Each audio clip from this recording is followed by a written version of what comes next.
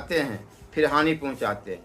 जुआरी पहले लाभ होने का लालच दिखाता है, जिससे भोला भाला व्यक्ति उसके जाल में फंसकर बड़ी सी रकम दांव में लगा देता है और अपनी हानि कर बैठता है। राजा, अज्ञानी गुरु और स्त्री, इनके पास हर समय नहीं रहना चाहिए। ऐसा करने से मनुष्य को हानि हो सकती है, परंतु इनसे दूर रहने से भी मनुष्य को कोई लाभ नहीं होता। इसलिए इनसे व्यवहार करते समय व्यक्ति को बहुत सोच समझकर बीच का रास्ता अपनाना चाहिए। इसी को मध्यम मार्ग कहते हैं। मध्यम मार्ग का अर्थ है कि व्यक्ति को किसी वस्तु अथवा विचार में न तो अधिक लिप्त होना चाहिए और न ही उसका सर्वथा परित्याग करना चाहिए। मध्यम मार्ग में दोनों छोरों का परित्याग करना पड़ता है और एक बीच का रास्ता अपनाना पड़ता है। गौतम बुद्ध ने इसी मार्ग को अपनाने पर बल दिया था। श्री कृष्ण ने इसे समत्व कहते हैं। इसे अति वर्जित है। अज्ञान, जल, स्त्रियां, मूर्ख, सांप और राज परिवार का सेवन करते समय मनुष्य को सदैव सावधान रहना चाहिए, क्योंकि ये 6 कभी भी मृत्यु का कारण हो सकते हैं। संसार में वही जीवित रहता है जिसमें गुण और धर्म जीवित रहता है।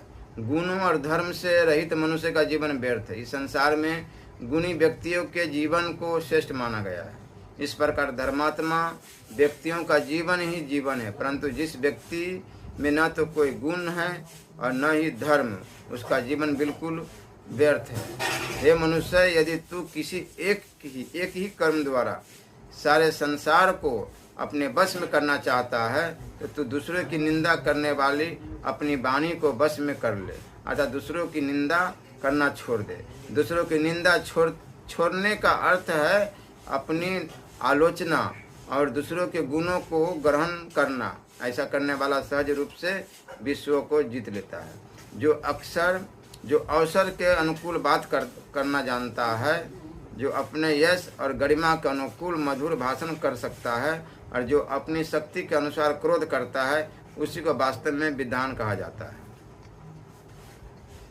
मनुष्य को चाहिए कि धन, धर्म, अन्न, गुरु की कही हुई बातें और अनेक प्रकार की उपयोगी औषधियाँ का संग्रह करता रहे। जो मनुष्य ऐसा नहीं करता, उसे जीवन में तरह तरह की कठिनाइयों का सामना करना पड़ता है।